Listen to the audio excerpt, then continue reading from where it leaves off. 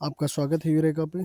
दोस्तों आज हम class 12th NCERT political science के चैप्टर 1 के सब्जेक्टिव प्रश्न को देखेंगे। यह प्रश्न नंबर 9 है। प्रश्न है, शॉक थेरेपी क्या थी? क्या साम्यवाद से पूंजीवाद की ओर संक्रमण का ये सबसे बेहतर तरीका था? तो दोस्तों इसमें दो प्रश्न, अगर हम इस प्रश्न को तोड़ते हैं तो यहाँ पे दो चीज़ें आती हैं। सर्वप्रथम तो हमें ये एक्सप्लेन करना है कि शॉक थेरेपी क्या थी।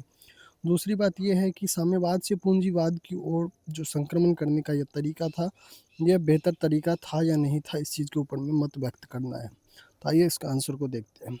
शॉक थेरेपी वह आर्थिक नीति थी जिसे सोवियत संघ के विघटन के बाद, सोवियत संघ का विघटन 1991 में हुआ था, विघटन के बाद विशेष रूप से रूस तथा अन्य जो पूर्व साम्यवादी देश थे वहाँ पे अपनाया गया था। इसका उद्देश्य था जो राज्य नियंत्रित जो साम्यवादी व्यवस्था था, जो सोवियत संघ का जो इकोनॉमिक मॉडल था, जो राज्य नियंत्रित साम्यवादी व्यवस्था था, उस अर्थव्यवस्था से तेज़ी से बाजार आधारित जो पूंजीवादी व्यवस्था है, पूंजीवादी अर्थव्यवस्था की ओर बदलना था।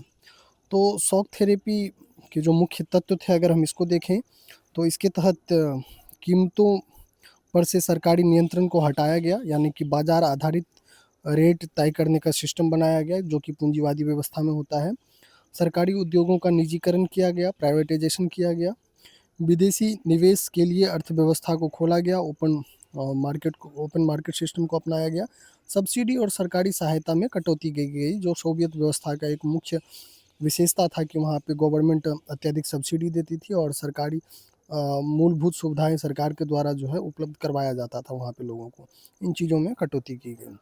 इसके परिणाम को अगर हम देखें तो इसका परिणाम यह हुआ कि अचानक महंगाई में वृद्धि हुआ इससे, क्योंकि शॉक थेरेपी अपनाने के बाद में कहा जाता है कि इतिहास का सबसे बड़ा गैरेज सेल की तरह था। इसमें चीज़ों को औने पौने दामों पे बेचा गया।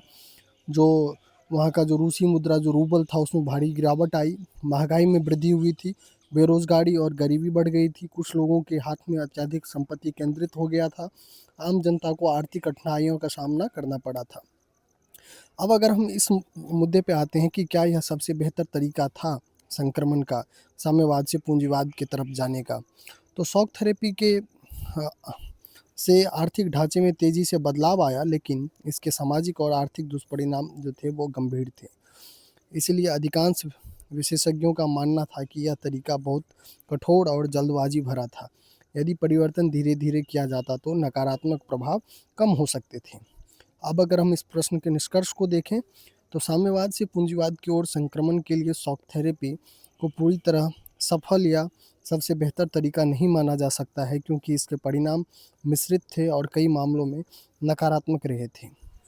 तो दोस्तों ये प्रश्न का जो आंसर है आप इसे अपने बोर्ड एग्ज़ाम में लिख सकते हैं, तथा अन्य किसी भी आप डिस्क्रिप्टिव जो एग्ज़ाम होता है उसमें आप इसे लिख सकते हैं। आपको अगर ये वीडियो पसंद आया हो तो अपने दोस्तों के साथ शेयर करें और चैनल को सब्सक्राइब करें। धन्यवाद।